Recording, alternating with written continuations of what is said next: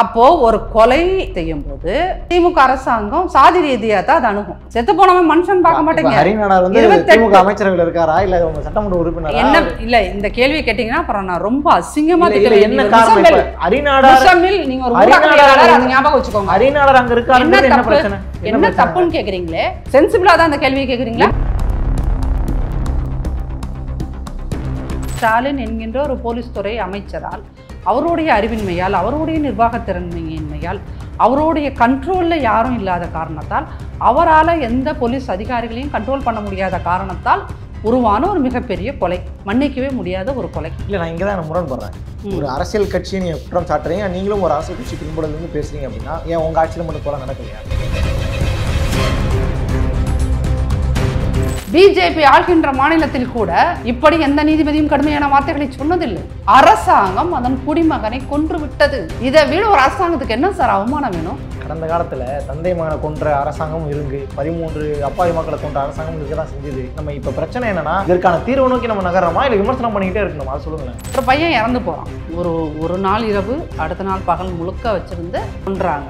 சரிங்களா? கொல்றாங்க. கொன்னதுக்கு அப்புறம் பார்த்தீங்கன்னா அந்த கொன்னு அவனை ஆஸ்பத்திரியில் வச்சிருக்காங்க, மாதிரி ஆஸ்பத்திரியில் வச்சிருக்காங்க. அந்த பையனோட அம்மாவையும் தம்பியையும் ஒரு கட்சியோட கொடி பொருந்திய கார்ல கூட்டிட்டு போறாங்கன்னா உங்களுக்கு ஒரு சாரி சொன்னா எனஃப் அப்படின்னு நினைக்கிறீங்க? சாரி சொல்லிட்டா ஒரு முதல்வர் சாரி சொல்லிட்டா போதும். இல்லை, இப்போ வேற என்ன செய்யணும்? பாதிக்கப்பட்ட சார் உங்க சாரி பூரி எல்லாம் வேணாம். வழக்கு நடந்துட்டு இருக்கு, பாதிக்கப்பட்ட குடும்பத்துக்கு அவங்களால சார் எவ்வளவு சிம்பிளா சொல்றீங்க நீங்க. இந்த பத்திரிகையாளர்கள் இதுக்கப்புறம் என்ன எதிர்பார்க்கல? பத்திரிகையாளர்கள் எவ்வளவு சிம்பிளா சொல்றீங்க. அந்த நகை காணாமல் போனதா அப்படிங்கிறது இங்க $1 மில்லியன் கொஸ்டின் சார். நீங்க இமேஜின் பண்ணி பாருங்க சார். இன்னைக்கு ஒரு பவுனு 80,000, 9 பவுனு 9/7 எவ்வளவு? 9/8 வாய்ப்பாடு தெரியுமா? தெரியாது. 9 பவுனோட விலை 7,20,000 கிட்டத்தட்ட. இந்த 7,20,000 காசை நம்ம வந்து அசால்ட்டாக வச்சுட்டு போயிடுவோமா? அது கட்டப்பையில் வச்சு எதையுமே ஒரு சென்சிபிளாக கன்சிடர் பண்ணிக்கிறது கிடையாது சார். எந்த கேஸ் இந்த அஜித்குமார் கொலை வழக்கு மட்டும் கிடையாது, எல்லாத்துலேயுமே அவர் ரொம்ப இன்சென்சிபிளாக இருக்காரு. The most insensible minister, chief minister in Tamil Nadu history அப்படின்னு எடுத்துட்டீங்கன்னா first place definitely goes to mister Stalin. அதுதான் உண்மை. வேலை வேண்டுமா? ப்ளூ ஓஷன் இருக்கிறது. 10th 12th டிப்ளமோ டிகிரி படித்தவர்களுக்கு உணவு, தங்குமிடம், இஎஸ்ஐ, பிஎஃப் இன்சூரன்ஸ் உள்ளிட்ட சலுகைகளுடன் அனுபவத்திற்கேற்ற நல்ல சம்பளம் 15,000 முதல் 30,000 வரை. பெண்களுக்கு முன்னுரிமை. 2,000க்கும் மேற்பட்ட வேலை வாய்ப்புகள் உள்ளன. இப்போதே தொடர்பு கொள்ளுங்கள். Blue ocean.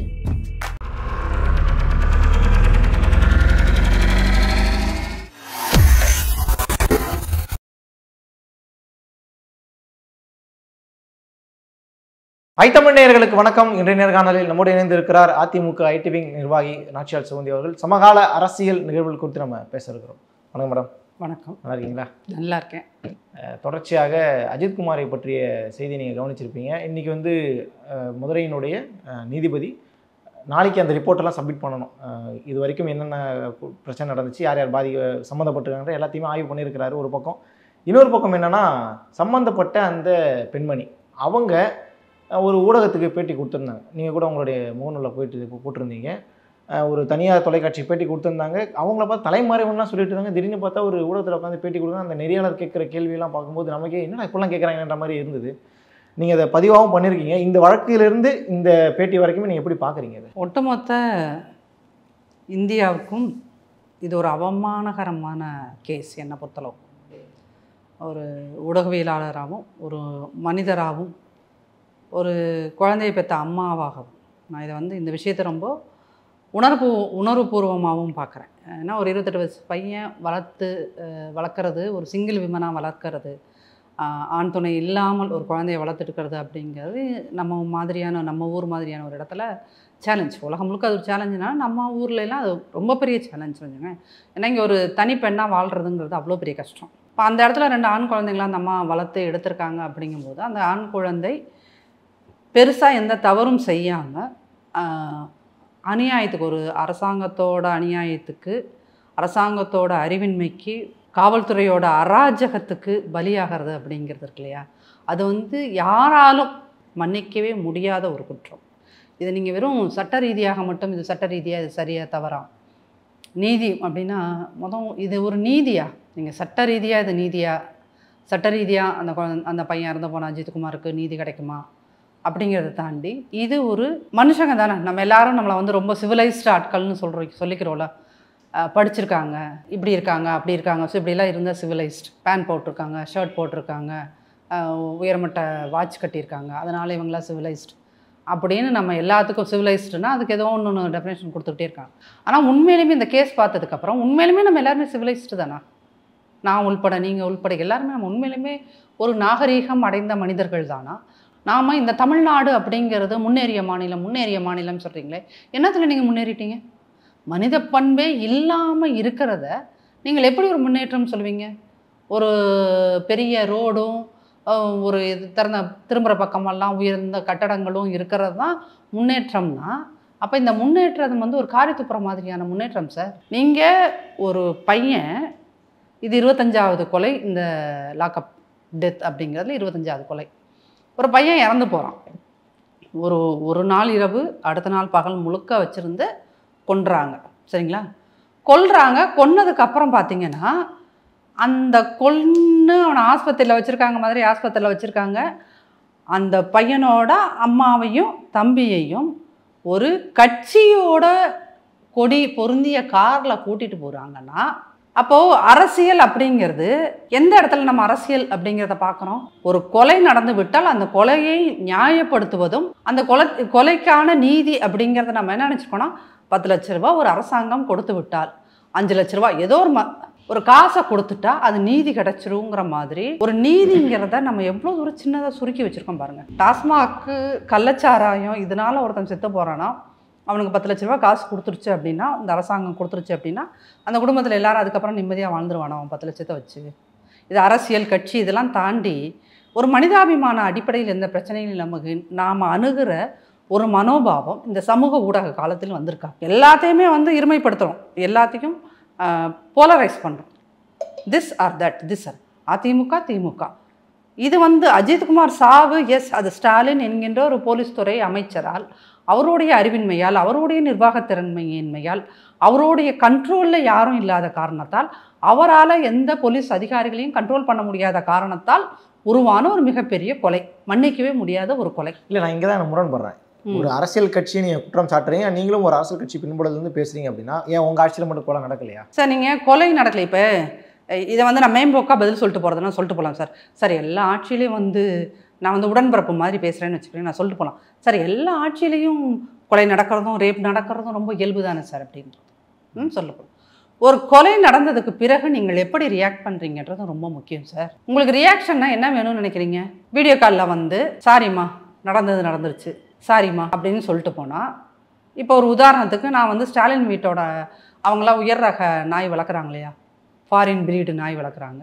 அந்த நாயில் ஏதோ ஒரு நாயோட காலை பிடிச்சி உடச்சி விட்டுட்டு ஸ்டாலின் ஐயா கூப்பிட்டு சாரிங்க ஐயான்னு சொன்னால் என்ன விட்டுருவாங்களா சார்? அப்போது ஒரு பணக்காரங்க வீட்டில் இருக்கிற ஒரு நாய்க்குட்டிக்கும் ஒரு ஏழையின் வீட்டில் நான் மனிதனாக இருப்பதற்கு எவ்வளோ பெரிய வேறுபாடு இருக்குது. இதைத்தான் நான் சொல்கிறேன். இதை வந்து இதுக்குள்ளே வந்து இது ஏன் நடக்குது அப்படின்னா, இப்போ நீங்கள் ஒரு மினிஸ்டர், உங்களுக்கு போலீஸ் துறையில் என்ன நடக்குதுன்றது தெரியவே இல்லை.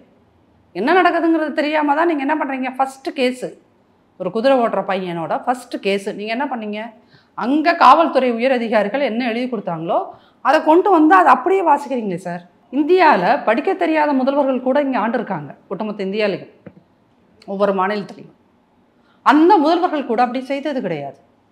ஏன் அப்படின்னீங்கன்னா, அவங்க எல்லாமே மனதில் இரக்கத்தோடு ஒரு ஆட்சியையும் கட்சியையும் நடத்தியவர்கள். இவங்க எல்லாருமே சொல்கிறாங்கல்ல, காமராஜர் என்பவர் படிக்காதவர், அவருக்கு என்ன எழுதவே படிக்கவே தெரியாத மாதிரின்னு ஒரு கட்டு 8ஆம் கிளாஸ் வரைக்கும் படித்தவர் அவர். சரிங்களா? அப்போ அந்த காமராஜருடைய ஆட்சியில் இப்படி அநியாயமான கொலைகள் அப்படின்றது நடந்திருக்கா? அப்படி நடந்து அந்த கொலைக்கு அவர் நியாயப்படுத்தும் விதமாக சட்டமன்றத்தில் எங்கேயாவது பேசியிருக்காரா? அவரை தான் நம்ம வந்து இழிவுபடுத்துச்சு கருணாநிதி அரசாங்கம். அப்போ உங்களுக்கு என்ன அப்படின்னா, இன்றைக்கி இருக்கிற இந்த சமூக வலைதளங்கள் பெருகி போயிருக்கின்ற இந்த தகவல் தொழில்நுட்ப காலகட்டத்தில் உங்களுக்கு ஒரு சாரி சொன்னால் எனஃப் அப்படின்னு நினைக்கிறீங்க. சாரி சொல்லிட்டா ஒரு முதல்வர் சாரி சொல்லிட்டா போதும். இல்லை இப்போ வேற என்ன செய்யணும்னு நினைக்கிறீங்க? பாதிக்கப்பட்ட இந்த சார் உங்க சாரி பூரி எல்லாம் வேணாம். வழக்கு நடந்துகிட்டு இருக்கு, பாதிக்கப்பட்ட குடும்பத்துக்கு அவங்களால சார் எவ்வளவு சிம்பிளா சொல்றீங்க நீங்க. இந்த பத்திரிகையாளர்கள் இதுக்கப்புறம் என்ன எதிர்பார்க்கறீங்க? பத்திரிகையாளர்கள் எவ்வளவு சிம்பிளா சொல்றீங்க. வழக்கு நடந்து கொண்டு இருக்கிறது. அந்த வழக்கு சும்மாவா சார் வந்துச்சு? சும்மாவா வந்துச்சு? மதுரை உயர்நீதிமன்றம் திமுகவை கிட்டத்தட்ட தலைகீழாக தொங்க விட்டு அடித்தது. அவர் கேட்ட ஒவ்வொரு கேள்வியும் நீதிபதி ஐயா சுப்பிரமணியம் அவர்கள், எஸ்.எம். சுப்பிரமணியம் அவர்கள், அவர் கேட்ட ஒவ்வொரு கேள்வியும் நெருப்பு மாதிரியான கேள்வி இல்லையா? வேற எந்த சென்சிபிளான ஒரு மனுஷனாக இருந்தாலும் எனக்கு இந்த துறை வேண்டாம், என் துறையில் இப்படி ஒரு அநியாயம் 25வது முறையாக நடந்துட்டுருச்சுன்னு கிளம்பி போயிருப்பாங்க சார் துறையை விட்டு. மக்கள் நீங்கள் ரிசைன் ஸ்டாலின் சொல்கிறதுக்கு முன்னாடியே அந்த துறையை விட்டு போயிருப்பான், மானமுள்ள மனிதராக இருந்தாலும் யாராக இருந்தாலும். அவர் கேட்ட ஒவ்வொரு கேள்வியுமே, அவர் அப்படியான ஒரு கேள்வியை ஒரு சென்சிபிள் நீதிபதியாக அவர் அந்த இடத்துல நீதிபதியாக நீதிக்கு சட்டத்துக்கு உட்பட்டதை கேட்டிருந்தாலும் மோஸ்ட் ஆஃப் த டைம் அவர் ஒரு இரக்கமுள்ள மனிதராக நிறையா கேள்விகளை கேட்டார். நீங்கள் அங்கே இருக்கிற எந்த ஒரு சிசிடிவி ஃபுட்டேஜும் கொடுக்கலைன்னா ட்ரையலில் எப்படி இந்த கேஸ் நடக்கும்? அது உங்களுக்கு சட்டத்துக்கு உட்பட்ட கேள்வி. ஒரு அரசாங்கமே அதன் குடிமகனை கொள்கிறது, எவ்வளோ பெரிய வார்த்தை சார். பிஜேபி ஆள்கின்ற மாநிலத்தில் கூட இப்படி எந்த நீதிபதியும் கடுமையான வார்த்தைகளை சொன்னதில்லை. ஒரு அரசாங்கம் அதன் குடிமகனை கொன்று விட்டது. இதை விட ஒரு அரசாங்கத்துக்கு என்ன சார் அவமானம் வேணும்? கடந்த காலத்தில் தந்தை மகனை கொன்ற அரசாங்கமும் இருக்கு, 13 அப்பாவி மக்களை கொன்ற அரசாங்கமும் இருக்க தான் செஞ்சுது. நம்ம இப்போ பிரச்சனை என்னன்னா, இதற்கான தீர்வு நோக்கி நம்ம நகரமா இல்லை விமர்சனம் பண்ணிக்கிட்டே இருக்கணும்? அதை சொல்லுங்களேன். சரி, அதுதான் ஊடகங்கள்ட்ட நான் அதை தான் கேட்க போகிறேன், அதை தான் கேட்குறேன். ஐயா நீங்கள் எல்லோரும் என்ன சொல்கிறீங்க, எங்களுக்கு சாரி இஸ் எனஃப், அவர் சொன்ன சாரி போதும். நீதிக்காக ஊடகங்கள் எழுப்பிய குரல் என்ன? இந்த விஷயங்கள் வெளியே வந்ததில் ஒரு வகையில் சில தனியார் தொலைக்காட்சி, நான் பேர் சொல்ல விரும்பல, பட் சில தனியார் தொலைக்காட்சியோட இன்ஃப்ளூயன்ஸ் எல்லாம், இன்ஃப்ளூயன்ஸ்னு சொல்கிறத விட அவங்க நிறைய உண்மைகளை டக்குன்னு வெளியே கொண்டு வந்தாங்க. சரிங்களா?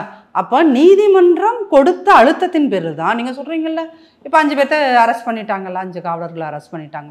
அதனை இவங்கள ஸ்டாலினா உடனே அவர் ஒரு போலீஸ் துறை அமைச்சராக உட்காந்து இந்த இன்சிடென்ட் நடந்துச்சு சார், ஒரு நல்ல முதல்வர் என்ன பண்ணணும், இன்சிடென்ட் நடந்துச்சு, உடனே உங்கள் சிவகங்கை எஸ்பியை கூப்பிடணும், மற்ற அதிகாரிகளை கூப்பிடணும், நீங்கள் பேசியிருக்கணும், டிஸ்கஸ் பண்ணியிருக்கணும், உடனே நீங்கள் ரியாக்ட் பண்ணியிருக்கணும்ல, வித்தின் ஒரு ஹாஃப் டேக்குள்ளே நீங்கள் ரியாக்ட் பண்ணியிருக்கணும்ல.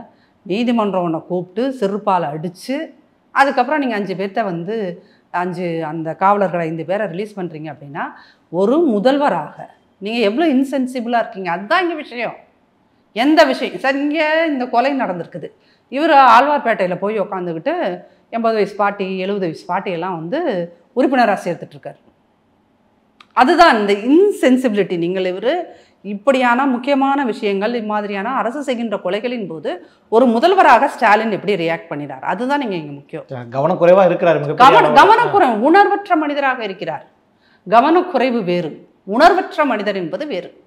எதையுமே அவர் சென்சிபிளாக கன்சிடர் பண்ணிக்கிறது கிடையாது சார். எந்த கேஸ், இந்த அஜித்குமார் கொலை வழக்குன்னு மட்டும் கிடையாது, எல்லாத்துலேயுமே அவர் ரொம்ப இன்சென்சிபிளாக இருக்கார். The most insensible minister, chief minister in Tamil Nadu history அப்படின்னு எடுத்துட்டிங்கன்னா first place definitely goes to mister Stalin. அதுதான் உண்மை. சரி, இந்த வழக்கில் நீங்கள் குறிப்பிட்ட அந்த பதிவு ஊடகம் அந்த நிக்கிதா அவருடைய விவகாரத்தில் அணுகுன அந்த அணுகுமுறை எப்படி பார்க்குறீங்க? அதை பற்றி தான் கேட்கலான்னு இருந்தேன் உங்கள்கிட்ட. சார், அது இப்போ ஒரு தனியார் தொலைக்காட்சி அந்த அம்மாவை கூப்பிட்டு பேட்டி எடுத்துகிட்டு இருக்காங்க. இது ஒட்டுமொத்த ஊடக அறத்தையும் நீங்கள் குழி தோண்டி ஈவி இறக்கமின்றி புதைக்கிறீர்கள். ஊடகன்றது இன்றைக்கி தமிழ்நாட்டில் எவ்வளோ தூரம் கரெக்டாக முடியுமோ, எவ்வளோ தூரம் கரெக்டாக முடியுமோ அவ்வளோ தூரம் கரெக்டாகிடுச்சு சார். இப்போ வேங்கை வயலில் ஒரு கேஸ் வருது, மலத்தை கொண்டு போய் தொட்டியில் போட்டுட்டாங்க, கேஸ் அதுதான். ஊடகம் அது சிபிசிஐடி விசாரணை போகுது. விசாரணையின் போது அவங்க சில விஷயங்களை கோர்ட்டில் சொல்கிறாங்க. அன்னைக்கு ஒரு ஊடகம் என்ன பண்ணுது, கொலை செய்தவர்கள் அந்த போய் கலந்தவர்கள் இவர்கள் தான், பாருங்கள் இப்படி ஒரு ஆடியோ அப்படின்னு ஒரு ஆடியோவை ரிலீஸ் பண்ணுது. அந்த ஆடியோவில் சில வீடியோவை இவங்களே இணைச்சி வெளியிடுறாங்க. ஆனால் உண்மை என்ன? உண்மை இந்த மீடியா பரப்பினதுக்கு மாறானது. சரிங்களா? ரெண்டாவது, அங்கே அண்ணா நகரில் ஒரு திமுக காரன் தான் அவன். திமுக காரன் அவன் ரெகுலராக இந்த மாதிரி குற்றச்செயலில் ஈடுபடுகின்ற ஒருத்தன். அவன் அங்கே இருக்கிற ஒரு பொண்ணை மொலாஸ் பண்ணிடுறான், ரேப் பண்ணிடுறான். அப்போ அந்த பொண்ணோட எஃப்ஐஆரை மீடியா வெளியிடுது. இன்னைக்கு அந்த நிகிதாங்கிற அந்த அம்மாவோட ஒரிஜினல் பேர் மல்லிகா. அந்த அம்மா மேலே 15 வருஷத்துக்கு முன்னாடியே ஸ்டாலின் துணை முதல்வராக இருந்தார் பார்த்தீங்களா, அப்போ இருந்தே அந்த அம்மா மேலே கேஸ் இருக்குது. அப்போ இருந்தே இவங்க வந்து பள்ளிக்கல்வித்துறையில் நான் வேலை வாங்கி தரேன், கல்வித்துறையில் உயர்கல்வித்துறையில் நான் வேலை வாங்கி தரேன் அப்படின்னு சொல்லிட்டு கிட்டத்தட்ட அந்த ஊரில் அவங்களுக்கு தெரிஞ்சவங்க போனவங்க வந்தவங்க எல்லாத்துட்டையும் அவங்க வந்து பணத்தை பெரிய அளவில் 70 லட்சம் 80 லட்சம் அந்த ரேஞ்சுக்கு அவங்க எல்லாத்தையுமே அவங்க மக்கள்கிட்ட இருந்து வாங்கியிருக்காங்க. ஆனால் யாருக்கும் வேலை வாங்கி கொடுக்கல. இப்போ இவங்க யார் அப்படிங்கிறது எப்படி தெரிஞ்சு?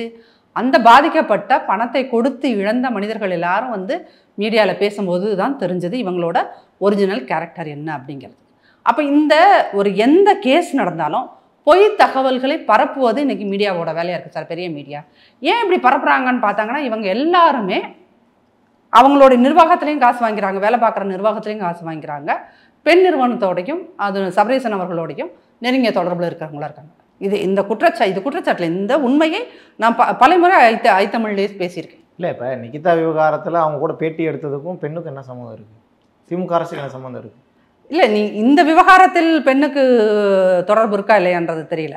ஆனால் நம்ம ஊடக அறம்ங்கிறது எந்த கேவலமாக போயிட்டுருக்குங்கிறத சொல்கிறேன் சார். அந்த அம்மா வந்து ஃபஸ்ட்டு அந்த நகை காணாமல் போனதா அப்படிங்கிறது இங்கே $1 மில்லியன் கொஸ்டின் சார். நீங்கள் இமேஜின் பண்ணி பாருங்கள் சார். இன்றைக்கி ஒரு பவுனு 80,000, 9 பவுனு 9 எவ்வளவு? 9 8 வாய்ப்பாடு தெரியுமா? தெரியாது. 8 8 64 70 7,20,000. 9 பவுனோட விலை 7,20,000 கிட்டத்தட்ட. இந்த 7,20,000 காசை நம்ம வந்து அசால்ட்டாக வச்சுட்டு போயிடுவோமா? அது கட்டப்பையில் வச்சு நம்ம காருக்குள்ளே வச்சுட்டு போவோமா? இந்த கதையை யார் சொன்னாலும் நம்ம நம்புவோம் அப்படிங்கிறது எவ்வளோ பெரிய ஒரு முட்டாள்தனமாக இருக்குது. அந்த நகை உண்மையிலுமே அதில் இருந்துச்சா? இப்போ நீங்கள் அந்த பகுதியில் இருக்கவங்கள விசாரித்து பார்த்தா, அந்த கோயில்கிட்ட கடை வச்சுருக்கவங்களெல்லாம் விசாரித்து பார்த்தா, அவங்க என்ன சொல்கிறாங்க, இந்த அம்மா வந்து அவரை வண்டியில் வச்சு தள்ள சொல்லியிருக்காங்க. அவங்க அம்மாவை, வயசானவங்க தள்ள சொல்லியிருக்காங்க. அவர் அது சம்மந்தமாக முடியாது, இல்லை நீங்கள் எனக்கு பைசா கொடுங்கன்னு சொல்லி ஒரு வாக்குவாதம் வந்திருக்கு. அந்த வாக்குவாதம் வந்தோடனே இந்த அம்மாவோட ஈகோ வந்து ட்ரிகர் ஆகிடுச்சு. ட்ரிகர் ஆனோடனே இவங்க வந்து கம்ப்ளைண்ட் கொடுத்துருக்காங்க. அப்போ இந்த நகை இப்போ உண்மையிலுமே அறியப்பட வேண்டிய விஷயம், அந்த நகை உண்மையிலுமே காணாமல் போச்சா? உலகத்தில் எந்த இழிச்சவாயம் இன்றைக்கி நகை இத்தனை பவுன் விற்கும்போது அது கட்டப்பையில் சுருட்டி 10 பவுன் 9 பவுன் நாங்கள் வச்சுருந்தோம்னு சொல்கிற இந்த கதையை நீங்கள் நம்புகிறீர்கள் என்றால், அப்போ நம்ம வந்து இந்த தொழில்நுட்ப காலத்தில் அவ்வளோ தூரம் புத்தி இல்லாதவங்களாக இருக்கமா? 2, இந்த பேட்டியை அந்த பர்டிகுலர் தொலைக்காட்சி எடுக்க வேண்டியதுன்னு அவசியம் என்ன? அந்த அம்மாவை நாள் வந்து இதே செய்திகளில் என்ன வராங்க, அப்ஸ்காண்ட் ஆகிட்டாங்க, தப்பித்தோடி விட்டார், குடும்பத்துடன் தலைமறைவாகி விட்டார்னு சொல்கிறாங்க. அவங்க அந்த நியூஸ் போயிட்டு இருந்த ஒரு 6 மணி நேரத்தில் அவங்கள பொள்ளாச்சி பக்கம் கண்டுபிடிச்சிட்டாங்க.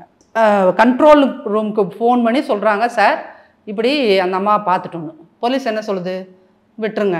இந்த நாடகம் பாருங்கள், போலீஸே இவங்களே தான் சொல்கிறாங்க காணாமல் அவங்க தப்பிச்சு ஓடிட்டாங்கன்னு. கண்டுபிடிச்சி பொதுமக்கள் ரெஸ்பான்சிபிளாக அவங்க ஒரு பொறுப்புணர்வை உணர்ந்து கண்டுபிடிச்சி சொல்கிறாங்க. போலீஸ் என்ன சொல்லுது, விட்டுருங்க அவங்களங்கிறது. உங்களுக்கு பின்னாடி யாரும் இருக்காங்கன்னு ஏதோ சந்தேகம் வைக்கிறீங்களா? சார், யாருமே இல்லாமல் எப்படி இவ்வளோ விஷயங்களை பண்ண முடியும்? இப்போ இந்த கேஸ் நடக்குது சார், நடந்து முடிஞ்ச உடனே அந்த இடத்துல ஹரிநாடார் ஒரு சமூகத்தின் தலைவராக தன்னை முன்னிறுத்திக் கொள்கின்றவர் எதுக்கு 3 நாளாக அதே வீட்லேயே உட்காந்து கிடக்கும்? என்ன தப்பு? எதுக்கு? என்ன காரணம்? என்ன தப்புன்னு என்ன காரணம் சார்? காரணம் இல்லை. இப்போ நீங்கள் போய் சமூகத்தை சேர்ந்தவங்களா சரி, ஒரே சமூகம் இருக்கலாம்.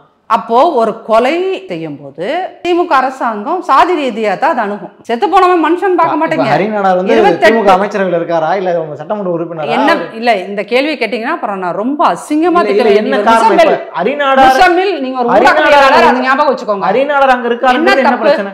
என்ன தப்புன்னு கேக்குறீங்களே, சென்சிபிளா தான் அந்த கேள்வியை கேக்குறீங்களா? என்ன பிரச்சனை? ஹரிநாடாருக்கு என்ன பிரச்சனை? ஹரிநாடார் என்ன கவர்மெண்ட் பாடி? அவரு அரசு அதிகாரியா? எதுவுமே இல்லையா? அவர் ஒரு இயக்கத்தை வச்சிருக்காரு, அந்த இயக்கத்தோட தலைவரா கூட இருக்கலாம், ஒரே சமூகத்தை சேர்ந்தவங்க கூட இருக்கலாம். அதான் ஒரு இயக்கத்தோட நாடார் சங்க பொறுப்புல ஏதோ ஒரு கட்சியை வச்சிருக்காரு அப்படின்னா என்ன கர்மத்துக்கு அவரு அங்க ஹரிநாடார் 3 நாள் எல்லா மீடியாவும் வந்துச்சுன்னா அங்க வந்துட்டு இப்படின்னு தலையாடிட்டு எதுக்கு ரியாக்ஷன் கொடுத்துட்டு இருக்காரு? ஹரிநாடார் அங்க கொண்டு வரப்பட வேண்டிய காரணம் என்ன? அப்ப எந்த கேஸ் வந்தாலும் செத்து போனவன் என்ன ஜாதி? நாடார். உடனே ஹரிநாடார் கூப்பிடு. இங்க ஒரு 1 இயர்ல செத்து போயிட்டாருன்னா உடனே துரைமுருகனோட சொந்தக்காரனை கூப்பிட்டு அனுப்பிச்சு விடு. நீங்க சாதி ரீதியாக ஒரு பிரச்சனையை அணுகிறீர்கள் அப்படின்னா இந்த திமுகங்கிற கட்சி நாட்டில் இருந்தால் என்ன, செத்து போனான் என்ன, ஒளிந்தால் என்ன? நீங்கள் அதைத்தான் சொல்கிறேன். நீங்கள் இதை வந்து ஒரு மனிதாபிமான அடிப்படையில் ஒரு பிரச்சனையை அணுகுங்க சார். நீங்கள் எதற்கு ஒரு அரசாங்கம் எதற்கு இது சாதி ரீதியாக அணுகுது? எதுக்கு முத்துக்கருப்பன் ஓடுறாரு? அந்த கேட்டால் நீங்கள் அந்த பகுதி அமைச்சர் அவர் எதுக்கு போகிறார் சார்? இந்த கொலை நடந்து முடிந்தவுடன் எதுக்கு இந்த அம்மாவையும் அந்த தம்பியையும் திமுக கொடி போட்ட காரில் என்ன கர்மத்துக்கு ஏற்றுனீங்க? என்ன கர்மத்துக்கு ஏற்றுனீங்க? போலீஸ் ஜீப்பில் கூட்டிகிட்டு போ. போலீஸ் ஜீப் இல்லையா, வாடகை காரில் கூட்டிகிட்டு போ. எதுக்கு திமுக கொடி போட்ட காரில் கூட்டிகிட்டு போகிறேன்? கூட்டிகிட்டு போயிட்டு எங்கேயோ உட்கார வச்சு நான் உனக்கு 50 லட்ச ரூபாய் தரேன், இது பெருசாக்காதீங்கன்னு எதுக்கு பேரம் பேசுறீங்க? ஐஏஎஸ்எம் நீதிபதி எஸ்எம் சுப்பிரமணியம் இந்த கேள்வி கேட்டபோது எதற்கு திமுக கட்சி ஆட்கள் இதற்கு இதுக்குள்ளே வந்தார்கள் கேட்டப்ப உங்கள்கிட்ட பதில் இருந்ததா சொல்றதுக்கு? கேட்டாரா இல்லையா அந்த கேள்வியை? பதில் இருந்ததா? இல்லை. இந்த வழக்கு ஒருவேளை அவர் இல்லாத வேற ஒரு நீதிபதி கிட்ட போயிருந்தா இந்த அளவுக்கு இந்த வழக்கில் டெவலப்மெண்ட் இருந்திருக்குமான்றதும் தெரியல. அப்போ திமுக அரசாங்கம் இந்த வழக்குன்னு இல்லை சார், எந்த வழக்காக இருந்தாலும் அங்கே ஏன் நீ சாதியை கொண்டு வர? நீ ஓட்டுக்கு அந்த பகுதியில் நிற்கிறவனுக்கு இங்கே ஜாதியை பார்த்து நிறுத்துறீங்களா அப்படின்னா அது இங்கே மட்டும் இல்லை, ஒட்டுமொத்த இந்தியாவிலே சாதி பார்த்து தான் வேட்பாளர் நிறுத்துறான். ஓகே, அக்செப்ட் பண்ணிக்கலாம். ஆனால் ஒரு வழக்கு கொலை நடக்கும்போது அவன் சாதிக்காரனை அனுப்பிச்சு நீதி பேசுகிறேன்னா உனக்கு சமூக நீதிங்கிற வார்த்தையை உச்சரிப்பதற்கு துளியேனும் அருகதை இருக்கிறதா? திமுகங்கிற ஒரு கேடுகட்ட கட்சிக்கு சாதியை வைத்து தான் நீ எல்லா கர்மத்தை செய்வேனா? சமூக நீதி நீ எதுக்கு நீ பேசுற?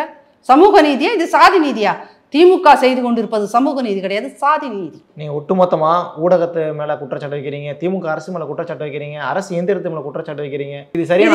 இது எல்லாமே கரைபட்டு ஊழல் பட்டு போயிருக்கு சார், பட்டு போயிருக்குது. அதான் நிஜம். சரி, இப்போ நீங்கள் இந்த கேஸ் நடந்து ஒரு வாரம் ஆச்சா? போன ஃப்ரைடே, ஓகேவா? சாட்டர்டே அந்த பையன் இறந்துட்டு அப்படி இன்னைக்கு மதுரை அலங்காநல்லூரில் போலீஸ் அதே மாதிரி விசாரிக்கிற ஒரு வீடியோ வெளியே வந்துட்டுருக்கு, பார்த்தீங்களா நீங்களா? அப்போது நீங்கள் இந்த கேஸ் நடந்தோன்னே அரசாங்கம் என்ன பண்ணுச்சு? தனிப்படைன்னு ஒன்று வேண்டாம், அதை நம்ம கலைச்சிருவோம் அப்படின்னு ஒரு முடிவெடுத்தீங்க. அப்போது இந்த கஸ்டடிக்கு எடுக்கிற யாரையும் வந்து இவ்வளோ தூரம் ஹராஸ் பண்ணக்கூடாது அப்படிங்கிறதையும் முதல்வர் பேசியிருக்கணுமா இல்லையா? ஒரு கன்க்ளூஷனுக்கு நீங்கள் வந்திருக்கணும் இல்லை? விசாரணை அமைப்பு முறையில் நம்ம ஒரு மாற்றத்தை கொண்டு வரணும்னு பேசியிருந்தா அவர் போலீஸ் துறைக்கு அமைச்சராக இருக்க தகுதியுடையவர்.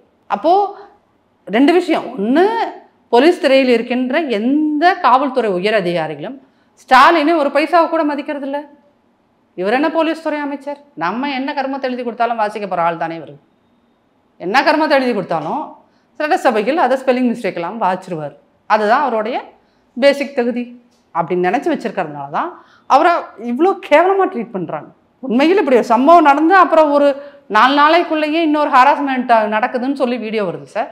ஒரு போலீஸ் காவலரை காஃபி குடிச்சிட்டு இருந்த ஒய்ஃபோட காஃபி குடிச்சிட்டு இருந்தவரை கிருஷ்ணகிரி சைடு இந்த சைடு அங்கிட்டும் போய் விட்டுறாங்க. இப்போ இங்கே யாருக்குமே பாதுகாப்பு இல்லை. ஸ்டாலினை தவிர்த்து தமிழ்நாட்டில் திமுகங்கிறவங்க கூட நிம்மதியாக இல்லை சார். அதுதான் உண்மை. ஸ்டாலின் அவர்களை முதல்வர் ஐயாவை தவிர்த்து தமிழ்நாட்டில் நிம்மதியாக இருக்கிறவங்கன்னு இன்றைக்கி யாருமே கிடையாது. அதுதான் உண்மை. அப்போ அந்த நிம்மதிக்கு காரணம் இல்லாமல் போவது அரசும் அரசு எந்திரங்களும் ஊடகங்களோட பங்கு இதில் ரொம்ப முக்கியம். என்ன பிரச்சனை நடக்கட்டும் தமிழ்நாட்டுக்குள்ளே, தலைப்போற பிரச்சனை நடந்தாலும் அதிமுகவில் குழப்பமாமே ஒரு 4 பேர் கோட்டா போட்டு வந்துட்டு உட்காந்து பேசிட்டு இருக்கிறது. இதுதான் உங்கள் ஊடகாரம். நம்மளும் அங்கே தானே வந்தோம். அதுதான் சொல்கிறேன். அதனாலதான் நான் வந்து ஊடகங்கள் தானே அஜித்குமார் விவகாரத்தை மிகப்பெரிய அளவில். அதனால தான் நான் சொல்கிறேன் சார், என்னுடைய பதிவிலேயே நான் அதை தான் எழுதியிருப்பேன். ஊடக அறம் என்று ஒன்று உண்டு.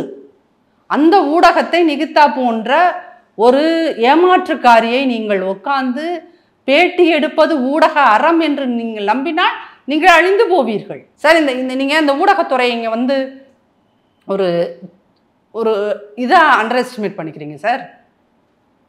இன்னைக்கு ஊடகத்தில் பணிபுரிகின்ற பெரிய தொலைக்காட்சிகளில் பணிபுரிகின்ற நானும் ஒரு பெரிய பெரிய தொலைக்காட்சிகளையும் பத்திரிகைகளையும் பணிபுரிந்த ஒரு ஆளாக சொல்கிறேன். லட்சியத்துக்காக வந்தவன் நிறைய பேர். நான் ஒரு வேளாண் பட்டாதாரி, அக்ரிகல்ச்சர் ஸ்டூடெண்ட். நான் இங்கே என்ஜினியரிங் முடித்தவன், MBA முடித்தவன், ஃபாரின் யூனிவர்சிட்டியில் முடித்தவன். இங்கே வந்து வெறும் 30,000 25,000 சம்பளத்துக்கு இன்னும் குப்பை கொட்டுறவன் இருக்கான். எல்லாருமே வந்து பெண் நிறுவனத்தோடு சேர்ந்து லாபி பண்ணுறவன் கிடையாது.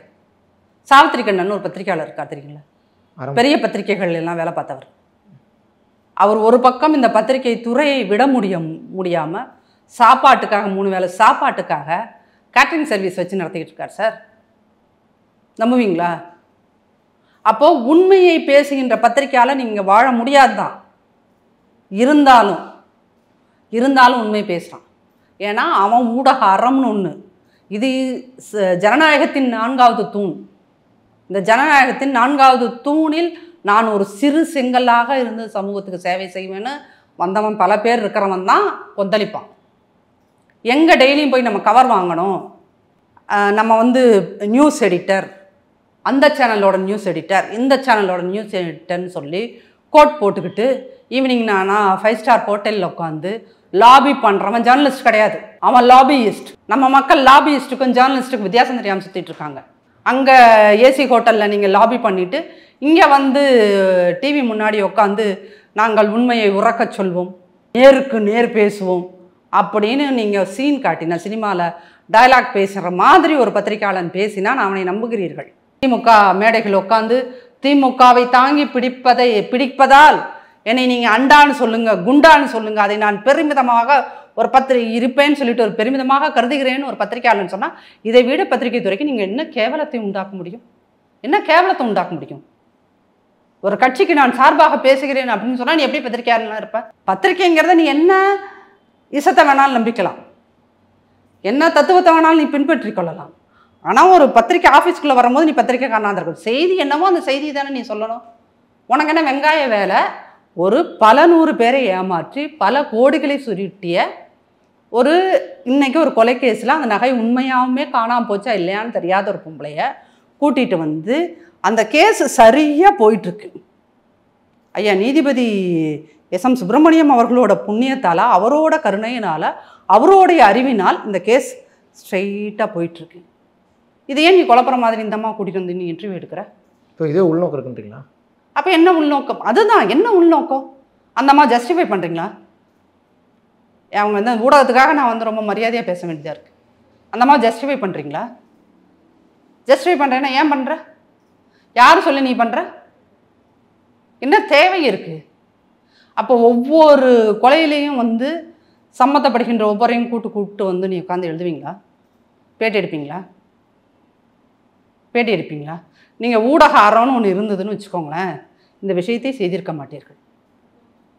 உங்களை மாதிரியான இளம் பத்திரிகையாளர்கள் இப்படி விஷயத்தை செய்த அந்த தனியார் தொலைக்காட்சிக்கு ஃபோன் பண்ணி இதுக்கு இப்படி ஒரு குழப்பம் நடத்தி தான் ஆகணுமா? நீங்கள் ஒரு 10 பேர் கேள்வி கேட்டிருந்தா அந்த வீடியோ டெலிட் பண்ணிட்டு அவன் போயிருப்பான் சார். நம்ம எல்லாருமே என்னன்னு நினைக்கிறோம்? இது ஒரு அநீதியான விஷயம் நடந்திருக்கு. அநீதி தானே இது? இந்த அநீதியான விஷயம் நடக்கும்போது நாங்கள் யாரும் அந்த அநீதி குறித்து கேள்வி எழுப்ப மாட்டோம். ஆனால் நாங்கள் பத்திரிக்கைக்காரன், இந்த அநீதி குறித்து யாருமே கேள்வி கேட்க மாட்டோம். ஏன் ஒரு பத்திரிகையாளன் பெஸ்ட்டுன்னு நான் சொல்கிறேன்? இந்த உலகத்தில் எல்லோரும் அவன் வேலை தான் முக்கியம்னு ஓடிக்கிட்டு இருக்கும்போது இங்கே நடக்கின்ற அநீதிகளை, அது எந்த அரசாங்கம் நடந்தாலும் வந்து நின்று இது நீ அநீதியை செய்கிறான்னு கையை நீட்டி பேசுகின்ற ஒரு தெளிவும் அறமும் எவனுக்கு இருக்குதோ அவனால் தான் கையை நீட்டி பேச முடியும். அந்த வேலையை செய்கிறவன் தான் பத்திரிகையாளன். அப்போது ஒரு ஊடகம் உட்காந்து ஒரு 420 கூப்பிட்டு வச்சு நடுவீட்டில் உட்கார வச்சு பேட்டி கொடுக்குது. நீங்கள் அதை பார்த்து கொண்டு பொறுத்து கொண்டு இருக்கிறீர்கள் என்றால் அப்போது முசம்மில் என்ன பத்திரிகையாளர்? உங்களுக்கு நேர்மை இல்லை. உங்களை போன்ற இளம் பத்திரிகையாளர்கள் இந்த சமூக அநீதிகளை கண்டு ஒரு சின்ன துளி கேள்வியை கூட உங்களால் எழுப்ப முடியவில்லை என்றால் இந்த துறையில் தயவுசெய்து நீங்களே இருக்காதீங்க. தயவுசெய்து இருக்காதீங்க. அதான் இந்த துறைக்கு நீங்கள் செய்யக்கூடிய நல்லது. இது வந்து உணர்ச்சி வசப்பட்டு பேசுறது கிடையாது சார். நம்ம என்ன பண்ணுறோம்? எந்த ஒரு அநீதியும் கண்டு நான் கொந்தளிக்கவே மாட்டேன். எனக்கு இது வெறும் செய்தி தான். அப்போ நீ செய்தியாக பார்த்துட்டு திஸ் இஸ் வாட் ஹேப்பன், அந்த விஷயங்கள் என்ன நடந்துச்சோ அதை நான் ரிப்போர்ட் கொடுக்குறேன், ஐம் ரிப்போர்ட்டர், முடிஞ்சிட்டு போச்சு போ. நான் எதை கண்டும் அச்சமடைய மாட்டேன், எதை பற்றியும் நான் கேள்வி கேட்க மாட்டேன். அப்படிங்கிற இடத்துல நம்ம எல்லாருமே வந்ததுனால தான் ஒட்டுமொத்த சமூகமும் நமக்கு அந்த மாதிரி ஒரு சுயநல இடத்துக்கு வந்ததுனால தான் என்னாச்சு, இம்மாதிரியான தொலைக்காட்சிகள் ஒரு 420 கொண்டு வந்து பேச வைக்குது. உங்களுக்கு இன்றைக்கி அது வந்து 2 லட்சம் வரைக்கும் கூட அதை பார்த்துருக்கான்னு வச்சுக்கோங்க. இப்போ 2 லட்சம் வியூஸ் போகுது அப்படின்னா இப்போ நாளைக்கு வந்து ஒரு பான் ஸ்டார் இருக்கான், அவனை கூப்பிட்டு வந்து நீங்கள் இன்டர்வியூ எடுப்பீங்களா? அதுவும் தான் போகும் 10 லட்சம் பேர் 1 கோடி பேர் கூட பார்ப்பான். அப்போ அதை நீங்கள் ஊடகம்னு சொல்வீங்களா? அது உங்களுக்கு கேவலம் இல்லையா? அதே வேலையைத்தான் இன்றைக்கி அந்த பர்டிகுலர் தொலைக்காட்சி செய்திருக்கிறது. நீங்கள் வியூஸுக்காக யாரை வேணாலும் நாங்கள் பேட்டி எடுப்போம்னு சொன்னீங்கன்னா அது வேறு கணக்கு, சரிங்களா? ஆனால் ஒரு கேஸை நிறுத்தி போக செய்வோம், இல்லை ஒரு கேஸில் இன்வால்வ் ஆகிருக்காக ஒரு பொம்பளையை நாங்கள் கூட்டிகிட்டு வந்து இன்டர்வியூ எடுப்போம். அந்த இன்டர்வியூ இந்த கேஸை எவ்வளோ தூரம் டைவெர்ட் பண்ணிட்டு போனாலும் போகட்டும்னு நினைக்கிறீங்க இல்லையா? இதற்காக அந்த அலுவலகத்தின் மீது ஒரு தடவை வெடிகுண்டு டிஃபன் பாக்ஸ்லாம் வீசினாங்க. இதற்காக இல்லை, சும்மா வீசினாங்க ஒரு அட்வர்டைஸ்மெண்ட்டுக்காக. இப்போ நீங்கள் வந்து அந்த தொலைக்காட்சியின் மீது கல்லெறிந்தால் கூட தவறில்லை. நான் பணிபுரிந்த தொலைக்காட்சி தான், எனக்கு பல வருஷங்கள் சோறு போட்ட தொலைக்காட்சி தான். இருந்தாலும் நீங்கள் எல்லோருமே, நம்ம இந்த உலகத்தில் எல்லாருமே சுயநலம் ஆகிட்டோன்னு வச்சுக்கோங்க சார். உலகம் எங்கே உணர்ச்சி வசப்படுகிறவனால மட்டும்தான் உண்மைகளை பேச முடியும். அப்போது இந்த மாதிரி ஒரு விஷயம் இப்போ புதிய அந்த பர்டிகுலர் தொலைக்காட்சியை நம்ம ஏன் கேட்குறோம் அப்படின்னு சொன்னால், அங்கே எடிட்டோரியல் போர்டுன்னு பெருசாக இருக்கா? படிப்படியாக ஆள் இருக்கியா? அப்போ செய்தி ஆசிரியரோட கன்சர்ன்ட் இல்லாமல், அவருடைய ஒப்புதல் இல்லாமல் அந்த பேட்டி வெளியாக இருக்க முடியுமா? அப்போ செய்தி ஆசிரியர்னு உனக்கு எதுக்கு அவ்வளோ பெரிய ரூமு, அவ்வளோ பெரிய இடம் எல்லாம் கொடுத்து வச்சுருக்கான்? எது சரி, எது தவறு, எந்த செய்தியை விடலாம், எந்த செய்தியை விடக்கூடாதுன்னு உங்களுக்கு தெளிவு இல்லைன்னா நீங்கள் அந்த போஸ்டிங்கில் இருக்கக்கூடாது, எஞ்சி போயிடலாம். இப்போ ஸோ அந்த இடத்துல தான் நம்ம செய்தி ஆசிரியர்கள் உள்பட எல்லாத்தையுமே கேள்வி கேட்டால், அதை ஒட்டி தான் நானும் அந்த போஸ்டிங்கை போட்டிருந்தேன். சரி, பல்வேறு செய்திகளை பதிவு பண்ணியிருக்கீங்க, மக்கள்கிட்ட கொண்டு போய் சேர்க்கலாம், மக்கள் தெளிவடையட்டும். ரொம்ப நன்றி.